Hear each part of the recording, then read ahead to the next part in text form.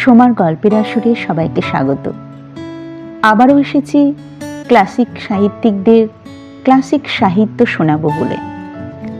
আজকের গল্প বিভূতিভূষণ বন্দ্যোপাধ্যায়ের লেখা সুলেখা। গল্পটা পুরো শোনার অনুরোধ রইল এবং গল্প শুনে কেমন লাগছে তা অবশ্যই কমেন্ট করে জানিও। গল্প সুলেখা। অজপাড়াগাঁয়ের পথে যখন গাড়ি ঢুকলো তখন সুলেখার কান্না এলো। এই সে কলকাতায় স্কুল কলেজে পড়েছিল, এই পাড়াগাঁয়ে শ্বশুরবাড়ি হবে, যত অশিক্ষিতাদের মাঝখানে দিন কাটাতে হবে। কলকাতায় নীলিমাদের বাড়ি গিয়ে প্রতি সন্ধ্যায় চায়ের আড্ডা, সেখানে জগদীশ বড়ুয়া ও হিরণময় মিত্র সম্বন্ধে আলোচনা। ভয়েল কাপড়ের জরির ধারে কি রঙের পাড় সেলাই হবে এ সম্বন্ধে গভীর গবেষণা। গৌরীদের বাড়ি গিয়ে রেডিওতে নতুন নতুন গান শোনা। সব শেষ হয়ে গেল। গানের সে ভীষণ ভক্ত, ভালো গান শুনতে পেলে আর কিছু সে চায় না। এসবের পরিণতি। এই জন্যে কাকা তাকে স্কুলে দিয়েছিলেন, না দিলেও পারতেন, আরো অল্প বয়সে বিয়ে দিলেও চলতো। তার চোখ ফুটবার আগেই কথাটা সে কাউকে বলতেও পারলে না। বলতে পারলে বোঝা নেমে যেত অনেক। স্বামীকে তার পছন্দ হয়েছিল। স্বামী শ্যামবর্ণ, অল্প বয়স, বিয়ে পাশও করেছেন।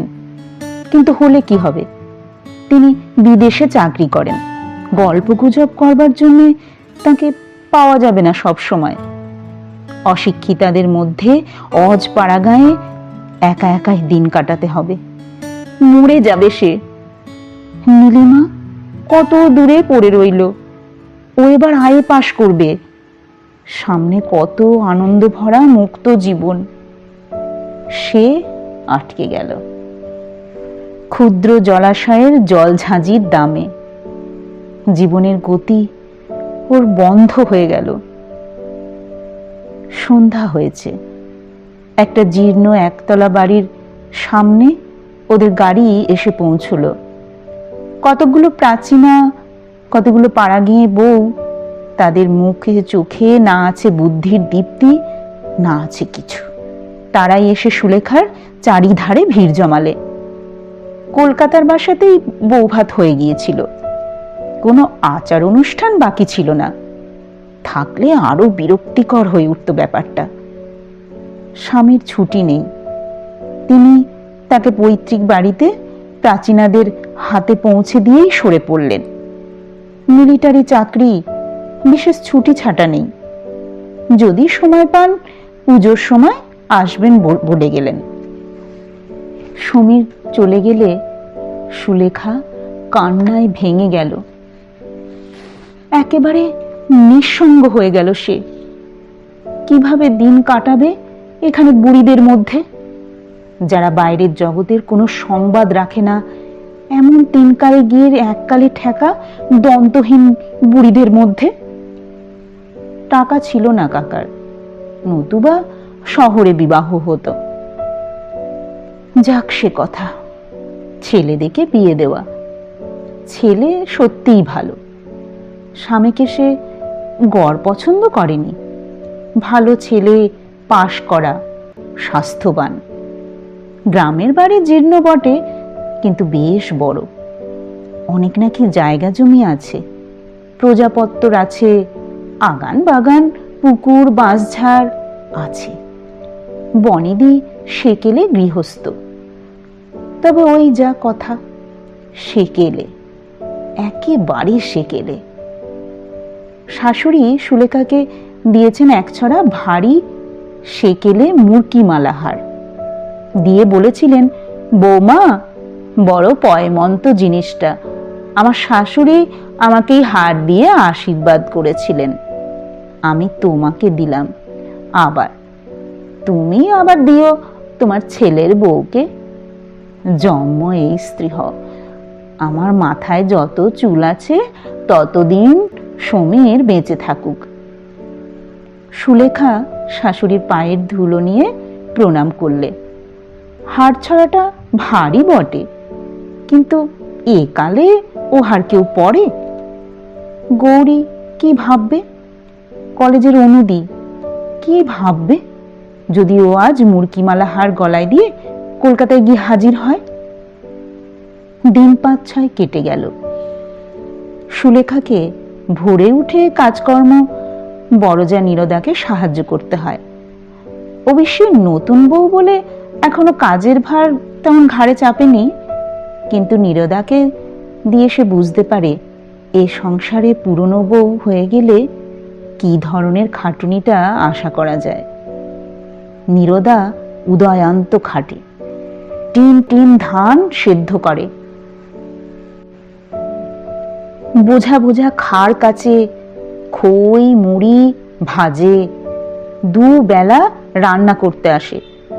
এখন ওরা এক বেলার ভার সুলেখার উপর চাপিয়ে দিতে চেষ্টায় আছে বোধহয়, নিতান্ত লক্ষ্য লজায় বলছে না।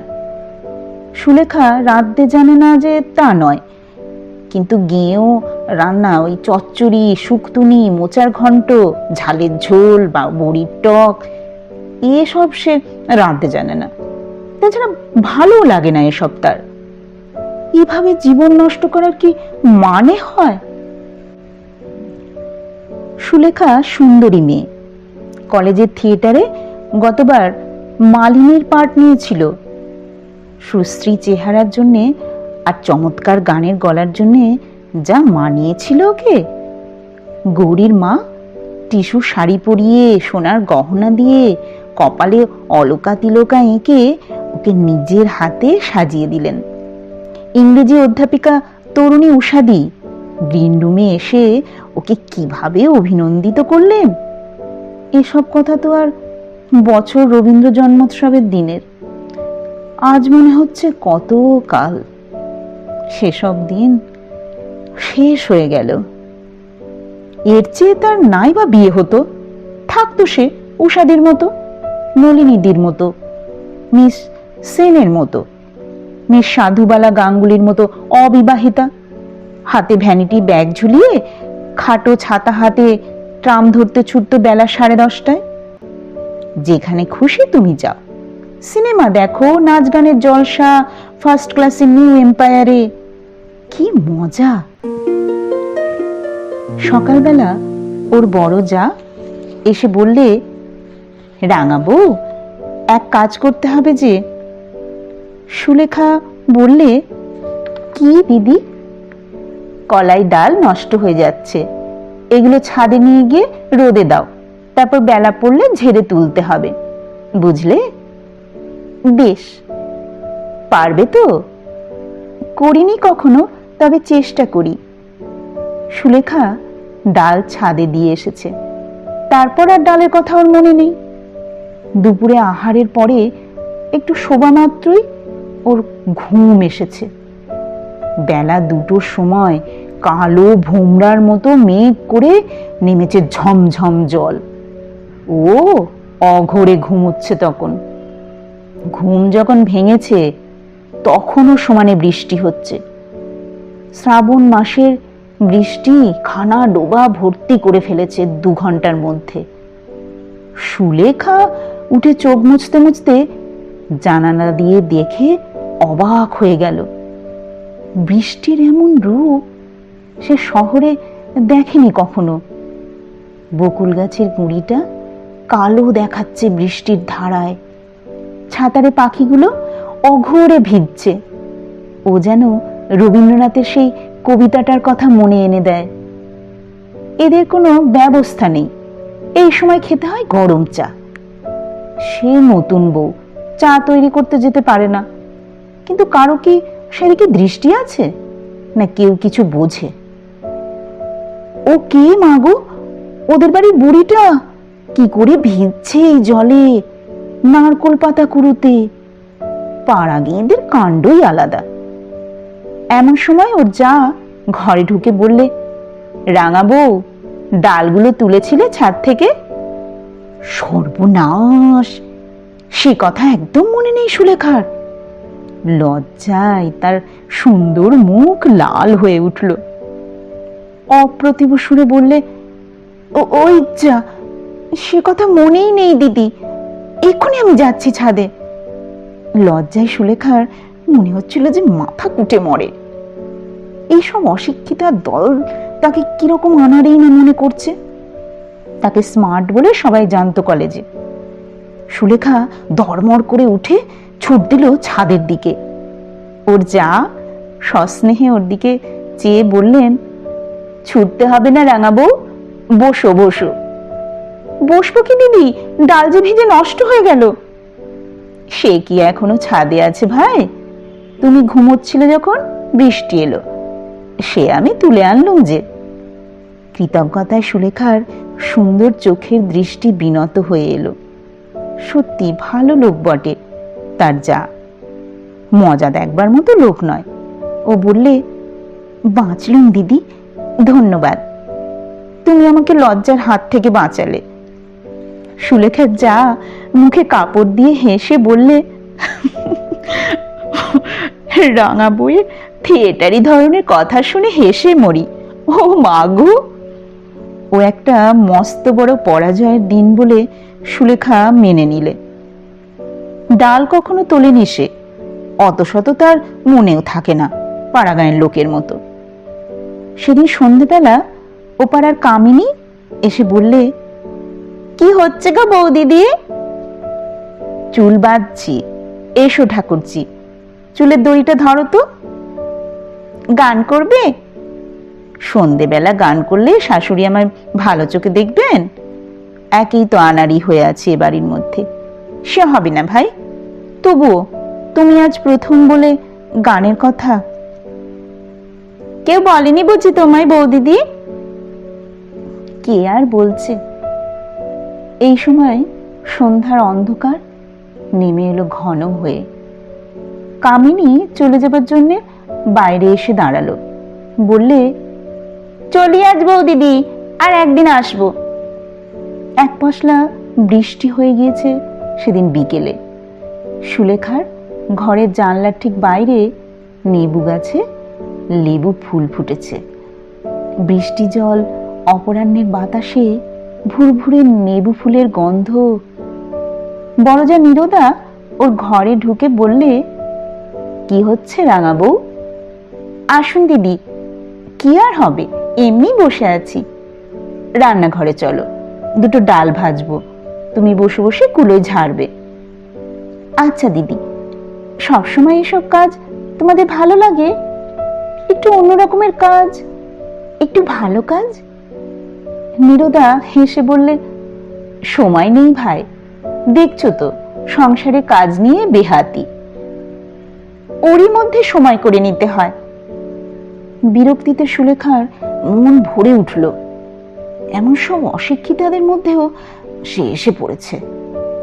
এরা শুধু জানে ডাল ভাজতে আর ভাত রাঁধতে, শুধু খাওয়া আর খাওয়া। নীরদা বললে, তুমি তো রাঙা বউ নতুন এসেছো, এখন প্রথম প্রথম তোমার খারাপ লাগবে, এরপর এই আবার লাগবে ভালো, তখন অন্য কিছুতে মন যাবে না।